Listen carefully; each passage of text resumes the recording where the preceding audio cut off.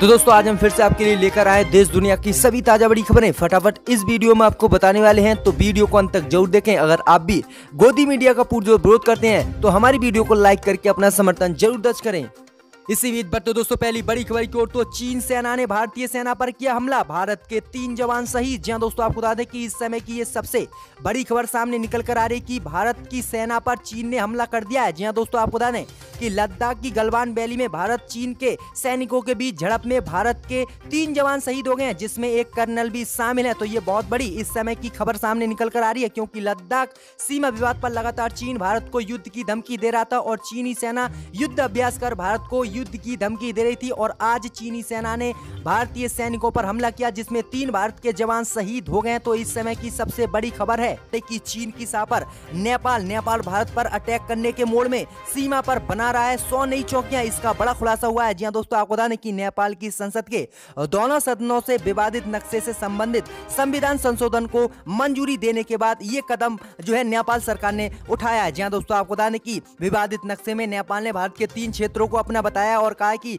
नेपाल इन तीनों क्षेत्रों को भारत से किसी भी कीमत पर लेकर रहेगा। वहीं अब खबर आ रही कि चीन की साह पर नेपाल ने भारत से जुड़ी सीमा पर सेना की 100 नई चौकियां बनाने का काम शुरू कर दिया है। फिलहाल इस समय नेपाल सीमा पर सेना की 121 चौकियां मौजूद हैं, जिन्हें बढ़ाकर अगले साल तक नेपाल 221 करने वाला है। तो ये काफी बड़ी जानकारी है। वहीं आपको बता दें कि इसी को देखते हुए भारत सरकार ने भी नेपाल सीमा के बॉर्डर पर जो है तैनात बढ़ा दी है और वहां पर हाई अलर्ट पर फौजियों को रखा गया है। तो ये काफी बड़ी खबर सामने निकल कर आ रही है। वहीं आपको बता दें कि इससे पहले सीमा के पहचान के जो 30 पिलर होते हैं वो सीमा से भारत नेपाल की सीमा से गायब कर दिए गए हैं, जिसके बाद वहां पर गश्त बीएसएफ के जवानों की बढ़ा दी गई। तो ये काफी बड़ी खबर सामने निकल कर आ रही है। तो दोस्तों अगली बड़ी खबर की ओर। तो राहुल गांधी ने प्रधानमंत्री मोदी पर साधा निशाना, बोले कोरोना से सबसे ज्यादा मृत्यु दर के आंकड़े गुजरात में। वहीं प्रधानमंत्री मोदी के गुजरात मॉडल की राहुल गांधी ने खोल दी आज पोल। जी दोस्तों, आपको बता दें कि कांग्रेस के पूर्व अध्यक्ष राहुल गांधी ने एक बार फिर से प्रधानमंत्री मोदी पर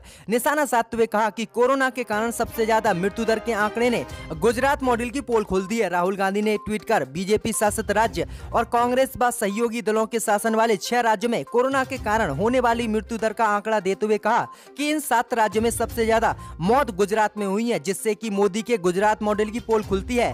राहुल गांधी ने आगे कहा कि कोरोना वायरस से मृत्यु दर गुजरात में 6.25% है, वहीं महाराष्ट्र में 3.73% है, राजस्थान में 2.32% है, पंजाब में 2.17% है। तो इससे गुजरात मॉडल की पोल खुलती है, क्योंकि केंद्र में भी मोदी सरकार है और गुजरात में भी केंद्र की मोदी सरकार है, यानी बीजेपी सरकार है। इसीलिए बीजेपी कुछ नहीं कर रही कोरोना वायरस रोकने के लिए और दोनों जगह सरकार होने के बावजूद भी देश में सबसे ज्यादा मौतें कोरोना वायरस से अगर कहीं हो रही है तो वो गुजरात में हो रही है। इसी से प्रधानमंत्री मोदी के गुजरात मॉडल की पोल खुल रही है और प्रधानमंत्री मोदी देश की जनता को बेवकूफ बना रहे हैं, गुजरात की जनता को बेवकूफ बना रहे हैं, क्योंकि बीजेपी इस महामारी को रोकने में और देश को चलाने में विफल है। तो ये काफी बड़ा हमला राहुल गांधी ने बोला है। इसी बीच बढ़ते दोस्तों अगली बड़ी खबर की ओर। तो उत्तर प्रदेश में 14 आईपीएस का किया गया तबादला, शिक्षक भर्ती फर्जीवाड़े पर एक्शन लेने वाले एसएसपी भी योगी सरकार ने हटाए। जी दोस्तों, आपको बता दें ये काफी गंभीर खबर सामने निकल कर आ रही है कि उत्तर प्रदेश की योगी आदित्यनाथ सरकार ने 14 आईपीएस अधिकारियों का तबादला कर दिया है।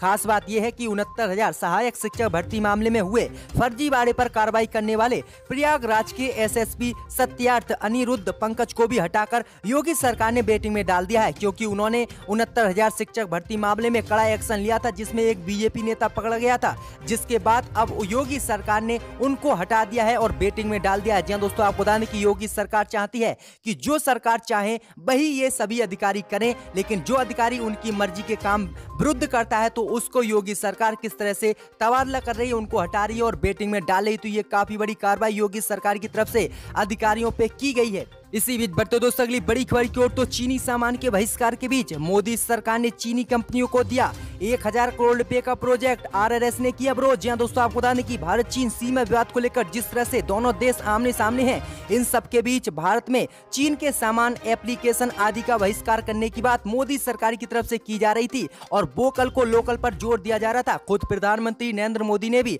आत्मनिर्भर भारत की बात अपने संबोधन में कही थी और कहा था कि देश की जनता जो है अपने भारत के के बने हुए सामान का उपयोग करें, जिससे कि देश आत्मनिर्भर बनेगा। वहीं दिल्ली से मेरठ के बीच बनने वाले अंडरग्राउंड सड़क का काम अब मोदी सरकार ने चीन की कंपनी को दे दिया है। जी हां दोस्तों, आपको बता दें कि जिस तरह से देश में चीन के सामान का बहिष्कार बीजेपी और आरएसएस की तरफ से हो रहा था, ऐसे में चीन की कंपनी को 1000 करोड़ रुपए का प्रोजेक्ट मोदी सरकार ने दे दिया है, जिससे कि आरएसएस नाराज हो गया है और आरएसएस ने इसका विरोध किया है। आरएसएस ने कहा है कि खुद मोदी सरकार एक तरफ कहती है कि चीन के बने सामान का उपयोग ना करें, देश के बने सामान का उपयोग करें, जिससे कि देश आत्मनिर्भर बनेगा, लेकिन खुद प्रधानमंत्री मोदी और बीजेपी देखो किस तरह से चीन की कंपनी को भारत में काम दे रही है और 1000 करोड़ रुपए का काम दिया है। तो ये काफी निंदनीय खबर है, इसीलिए हम इसका विरोध करें। तो ये आरएसएस का बड़ा बयान आया है और आरएसएस इसका विरोध कर रही है। वहीं कांग्रेस पार्टी ने भी इसका विरोध किया है, लेकिन कांग्रेस से पहले आरएसएस मैदान में उतर गई। तो किस तरह से मोदी सरकार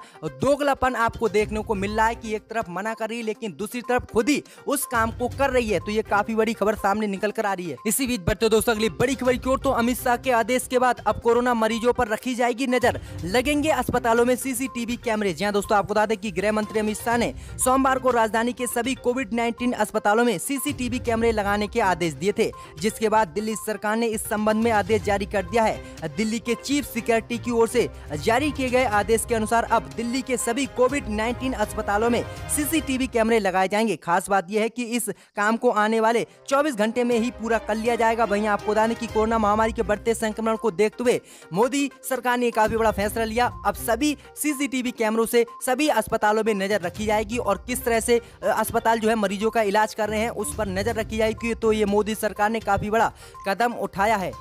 इसी बीच बढ़ते दोस्तों अगली बड़ी खबर की ओर। तो सोनिया गांधी ने प्रधानमंत्री मोदी को लिखी चिट्ठी, कहा लोगों की जा रही हैं लॉकडाउन में नौकरियां, वापस लें पेट्रोल के बड़े दाम। जी हां दोस्तों, आपको बता दें कि देश इस वक्त कोरोना महामारी के संकट से गुजर रहा है और लॉकडाउन के कारण कारोबार भी ठप पड़ गया है। इस संकट के बीच पिछले करीब 10 दिन से हर रोज पेट्रोल और डीजल के दामों में बढ़ोतरी की जा रही है। इस मसले पर कांग्रेस अध्यक्ष सोनिया गांधी ने प्रधानमंत्री नरेंद्र मोदी को चिट्ठी लिखी है। सोनिया गांधी ने लिखा कि संकट के वक्त में भी आपकी सरकार लगातार दाम बढ़ा रही है और इससे सैकड़ों करोड़ों रुपए कमा चुकी है। सोनिया की मांग है कि सरकार तुरंत बढ़े हुए दामों को वापस ले। सोनिया गांधी ने अपनी चिट्ठी में लिखा कि सरकार लॉकडाउन के बीच भी पेट्रोल डीजल के दाम बढ़ाकर करीब 2.6 लाख रुपए जमा कर चुकी है, कमा चुकी है, लेकिन ऐसे वक्त में जब लोग संकट में हैं तब इस तरह का दाम बढ़ाना उन पर और भी संकट बढ़ा रहा है, क्योंकि मोदी सरकार लोगों को राहत सहायता देने की बजाय उन पर और टैक्स लगा रही है। तो मोदी सरकार को ये बढ़ाए हुए पेट्रोल डीजल पर दामों को तुरंत वापस लेना चाहिए और लोगों को राहत देनी चाहिए। तो ये काफी बड़ी मांग सोनिया गांधी की तरफ से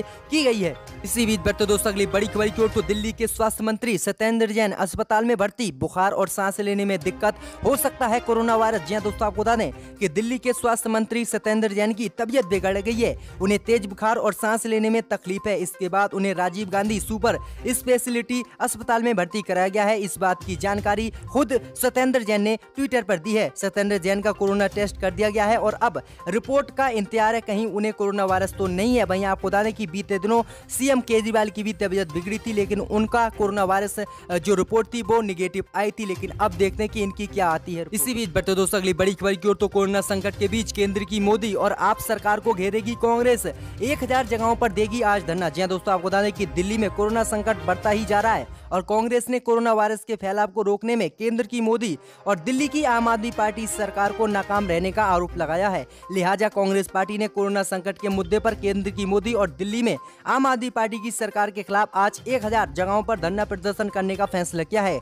दिल्ली के प्रदेश कांग्रेस कमेटी के अध्यक्ष चौधरी अनिल कुमार डीसीपीसी कार्यालय राजीव भवन के सामने आज सुबह 10:30 बजे से 11 बजे तक धरने पर बैठेंगे। साथ ही अनिल चौधरी के नेतृत्व में कांग्रेस कार्यकर्ता अपने घर के बाहर धरने पर बैठेंगे। वहीं कांग्रेस ने बताया है कि पार्टी के कार्यकर्ता कोरोना संकट के मोर्चे पर केंद्र में बीजेपी सरकार और दिल्ली में आम आदमी पार्टी की विफलता के विरोध में दिल्ली में 1000 स्थानों पर धरना देंगे। तो ये काफी बड़ी खबर सामने निकल कर आ रही कि कांग्रेस पार्टी अब दोनों ही सरकारों को कोरोना महामारी को रोकने पर घेरेगी।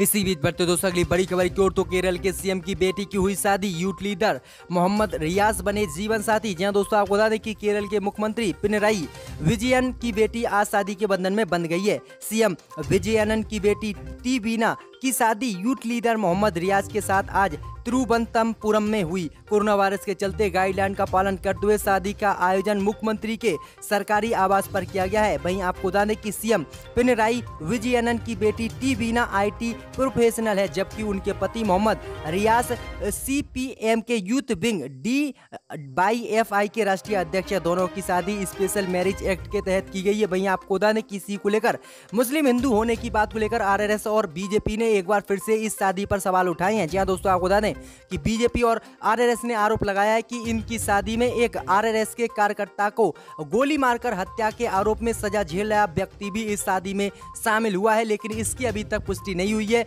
लेकिन बीजेपी और RRS ने वही हिंदू मुस्लिम वाला एजेंडा इस शादी में भी अपनाया, लेकिन उनका ये एजेंडा सफल नहीं हो पाया और टी बीना और मोहम्मद रियाज अपने जीवन साथी बने और उन्होंने आसानी से ये शादी की है। तो ये काफी बड़ी अपडेट है।